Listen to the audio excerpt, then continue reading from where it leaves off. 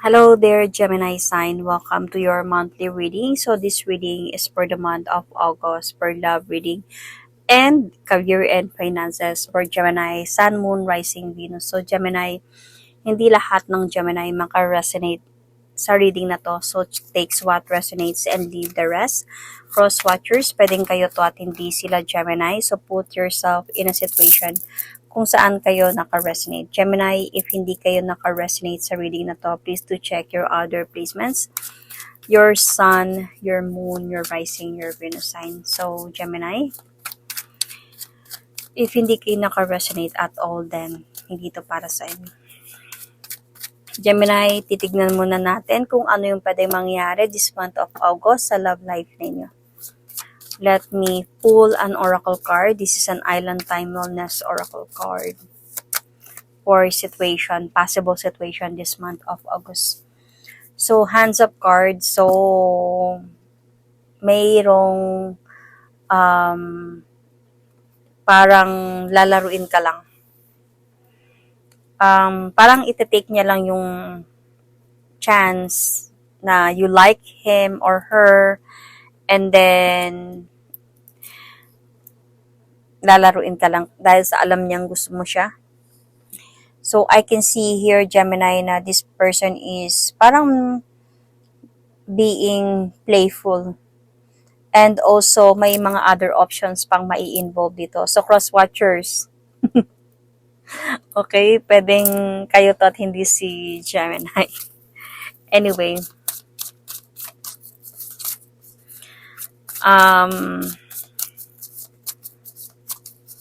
Ano yung gusto niyang sabihin sa'yo?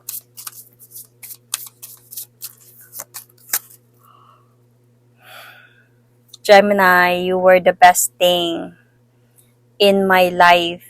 So, parang sayang lang na niloko kita. Ngayon na-realize ko na ikaw pala yung best thing na nangyari sa buhay ko. So, tignan natin ano yung kwento dito. Ano ba yung pwedeng mangyari? Ano ba yung possible na mangyayari this month of August for Gemini? Love reading for Gemini.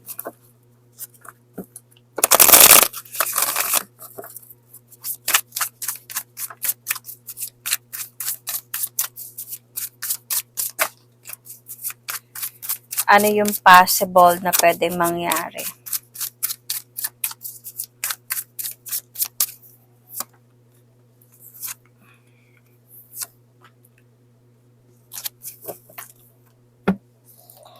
So, Gemini,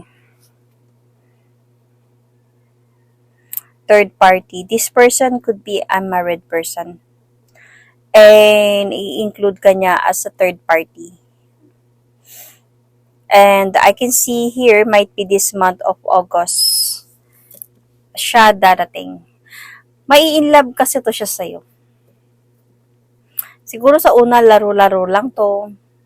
Magiging option ka talaga kasi third party ka eh. So, part of the option ka talaga. Pero hindi niya siguro ma-expect, might be this month of August, na mai-inlove siya sa'yo. So, suddenly, makakaramdam kasi siya ng compatibility with you na nagkakaintindihan kayo or feeling niya marami kayong mga bagay na kapareho. So, mahuhulog talaga to siya sa'yo. Parang makakaramdam siya dito na wait lang, parang gusto kong mag-focus kay Gemini. Parang ganyan. So,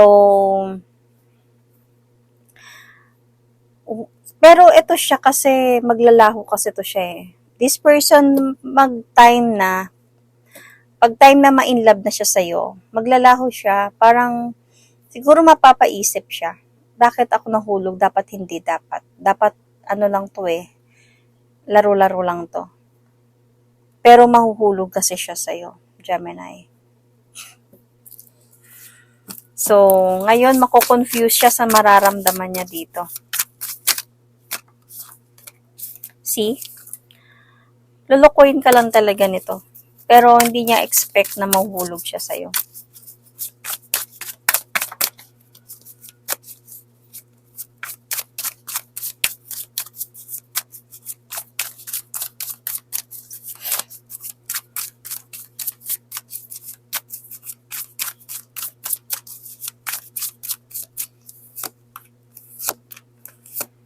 So, Gemini, I can see here na ang i-avoid mo talaga dito, Gemini, is of course, yung totally mahulog ka din sa kanya. Kasi baka kasi pagsisihan mo. Kasi hindi naman hindi naman siya single. Married siya, may asawa siya. Nandito yung marriage card. So, itong person na to, i-avoid mo talaga yung mahulog sa kanya kasi pag mahuhulog siya sa'yo at mahulog ka sa kanya, pero hindi naman niya kaya iwan yung nauna, magkakaproblema talaga kayo. Magtatalo talaga kayo nito. So, kailangan mo maging just practical lang. Siguro,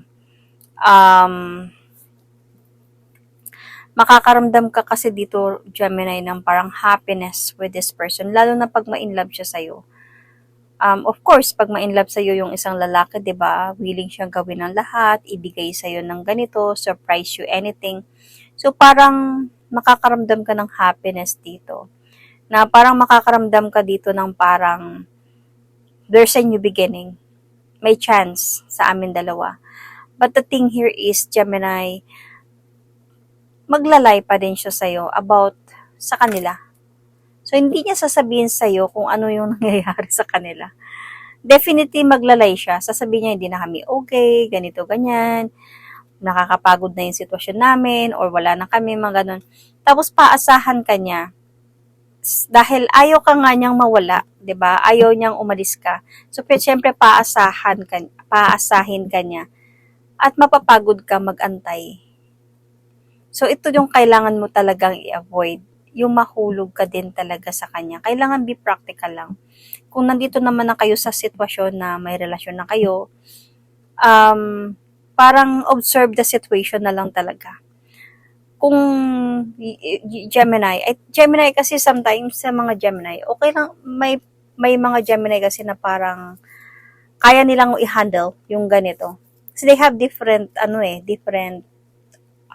personalities. May mga Gemini na kayang mag-handle ng ganitong situation. Parang open lang. Practical lang sa mga nangyayari. Pero wag ka talagang mahulog, Gemini. Yun lang yung i-avoid mo dito kasi see, this person is a married person. So, baka masasaktan ka lang kasi. So, titignan natin.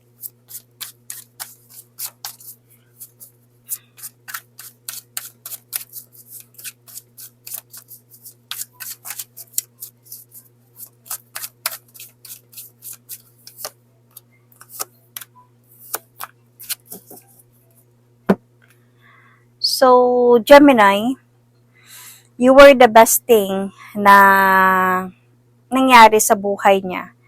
Dahil, I think, Gemini, with you, feeling ko, parang nakaramdam kasi siya ng parang magplano sa buhay, ma-excite in the future, and parang nagkaroon din siya dito ng lakas ng loob na to share to you things. Hindi man lahat, nagsisinungaling talaga siya about his wife could be, pero parang nagkaroon siya dito sa'yo, sa part mo na parang comfortable siya na magplano sa buhay, naintindihan mo siya, you support his goals in life. So, may mga goal kasi siya dito parang gusto niyang maabot to, and you are there, na kaya mo yan, kaya natin to, go lang, kahit mahirap, go lang, kaya mo yan, parang ganun. And isa pa dito, Gemini, is not just about that, it's also about the romance na meron kayo. You really feel na both of you, or especially siya, naramdaman niya talaga sa'yo yung parang yung intimacy. Nagkakaintindihan kayo during romance. So, siguro hindi niya na nahanap doon sa isa. Kaya, na-inlove siya sa'yo. Naging best thing ka sa buhay niya. Kaya siya nahulog sa'yo dito, Gemini.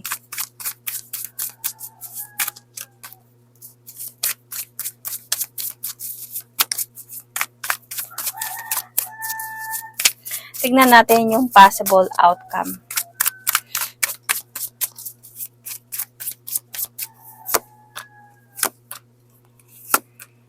Maghiwalay din talaga kayo, Gemini. Maghiwalay din talaga kayo with the death card. Kasi may ipit naman to siya. May mga lies dito, 'di ba? Unfaithfulness. So may ipit na to siya. And possible na yes, mahal ka nito, pero the cycle, he will going to cut off the cycle talaga. Kasi no matter what, this person is a married person. So hindi niya, kahit mahal ka niya, parang hindi niya kaya ipaglaban to. Pero may possibility, itong future na to, Gemini, hindi lang to basta August lang. May possibility tatagal pa kayo nito eh. But the thing here is, yung past kasi, wala akong nakikitang separation sa kanilang dalawa.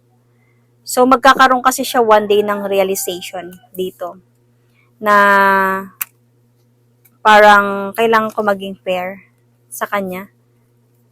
And kailangan kong gawin to, kailangan kong umiwas, kailangan kong umalis para maayos na din kami, may fit with the past. So, mag-iwalay pa rin talaga kayo, Gemini, no matter what, gaano mang siya ma-inlove sa'yo or kayo sa isa't isa, magiging best thing ka lang talaga na nangyari sa buhay niya, but the rest will be history talaga. So, kaya yung sabi ko, i-avoid mo talaga yung totally mahulog ka sa kanya.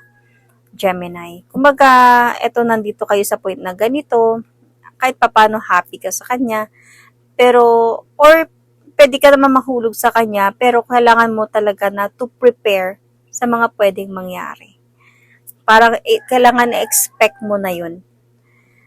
Okay? So, Gemini, you might be dealing with Cancer, Scorpio, Pisces, Leo sign, Capricorn, Scorpio, yun, Sun, Moon, Rising, Venus. So, tignan naman natin yung inyong career and finances. So, ano yung kailangan i-avoid? Ano yung kailangan malaman? Ano yung pwedeng dadating this month of August sa career and finances niyo, Gemini? Gemini, it doesn't mean na yung love reading and career kailangan connected sila. So, pwedeng makaresonate kayo sa love reading at hindi kayo makaresonate sa career. Pwedeng makaresonate kayo sa career at hindi kayo makaresonate sa love reading. So, just check. So, let's see. Ano yung pwedeng mangyari this month of August for Gemini's career and finances?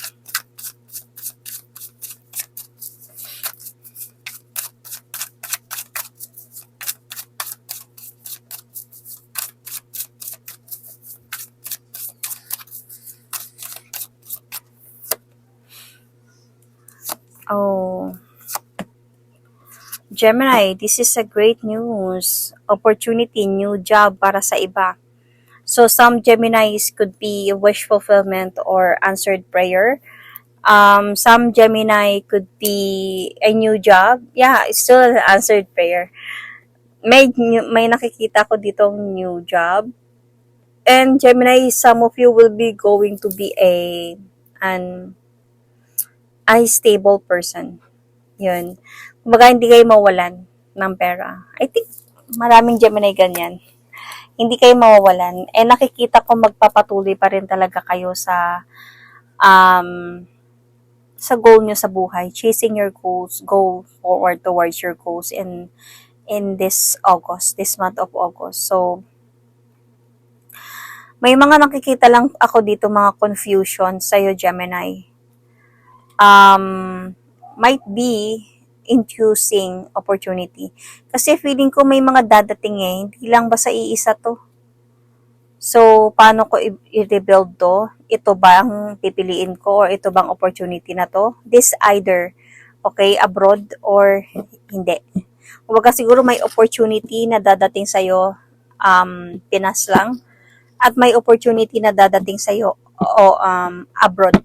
So, it's either ganon, or kung nasa abroad ka man, may job or opportunity na dadating sa'yo sa that country or cross country. At meron ding opportunity, great opportunity na dadating sa'yo pag uuwi ka ng Pinas. So, parang mako-confuse ka which one to choose. Might be this month of August. But either way, feeling ko magiging stable ka pa din.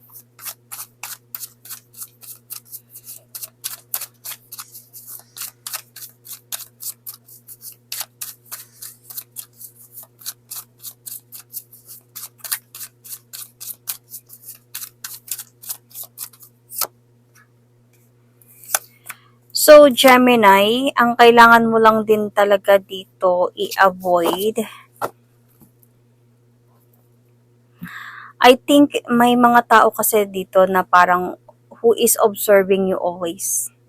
So, siguro hindi naman to siya ganun kasama. Parang ano lang siya, siguro feeling ko lang, higher siya eh. Parang may position siya. So, baka amo mo to or employer, employer mo to, boss mo, manager ba, supervisor ba, whatsoever. So, parang nag-o-observe talaga to. Pero hindi ko naman nararamdaman sa kanya yung masama yung intention niya in observing you. Feeling ko bakit kanya ino-observe kasi parang meron siyang plano or sila may plano ba silang, parang waiting lang siguro sila for you to grow for a new possession could be. Kasi this person is observing you for parang guiding you as well. Kumbaga, binibigyan ka nito ng advice based sa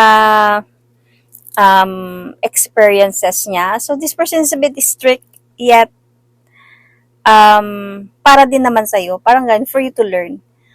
So, parang I think this person really want na mag-pursue ka. Kumbaga, mag-grow ka in a way. So, gusto niya talaga na mag-grow ka. And ma-inspired ka sa ginagawa mo. Para of course, para hindi ka matatanggal sa trabaho or hindi matatapos ito. Kumbaga patuloy lang pag-grow ng career mo, hindi siya magka-cut off. So, ito lang naman, I think bakit kailangan mong i-avoid. Siguro i-avoid mo lang talaga yung parang mapapaisip ka sa kanya. Bakit palaging ganito to? Bakit ganito siya? Bakit ganyan siya? Nakakainis. So, siguro i-avoid mo lang. Instead of doing that, understand na lang talaga. Kumbaga, intindihin mo siya, more on listen sa mga advices niya, listen sa mga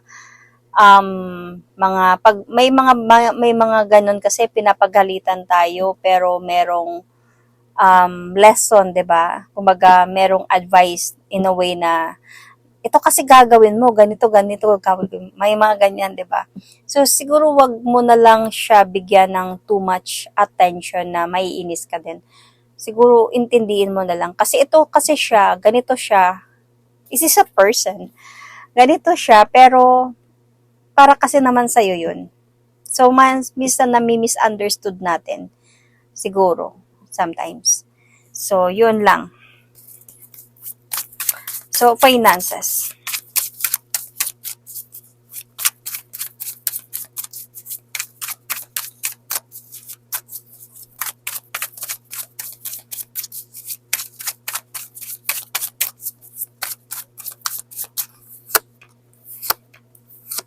Sa finances naman, maganda naman yung finances mo. I think nakaka-provide ka sa family mo. And nakikita ko pa nga dito yung mga great changes pagdating sa finances because of the new opportunity na dumadating sa'yo or dadating sa'yo this month of August and in the near future. I can really see here, even sa finances, hindi ka mamomblema kasi nandito si Wheel of Fortune and nandito din si Queen of Pentacles as your energy. So, Queen of Pentacles kasi pag magiging energy mo siya, parang stable person ka, hindi ka makukulangan, may pera ka lang talaga. So, siguro may mga gagastusin ka lang. Might be meron kang mga anak, mga nag-aaral. and may mga gagastusin ka lang, pero mapoprovide mo din naman kahit papano. So, siguro may mga nag-iisip pa mag-travel, vacation, so magpapagastos ka talaga. But other than that, feeling ko okay naman yung finances mo. Wala naman ako ditong maghihirap ka, mananakawan ka, wala naman akong nakikita ditong ganyan. So, focus ka lang din kasi kailangan mo lang talaga mag-focus sa trabaho mo. Medyo hindi talaga kasi madali yung trabaho mo. Medyo hindi naman siya sobrang mahirap. Pero ang paganda kasi dito mataas yung sahod mo. So, yun. That is my reading for you, Taurus, for the month of August. Thank you and God bless.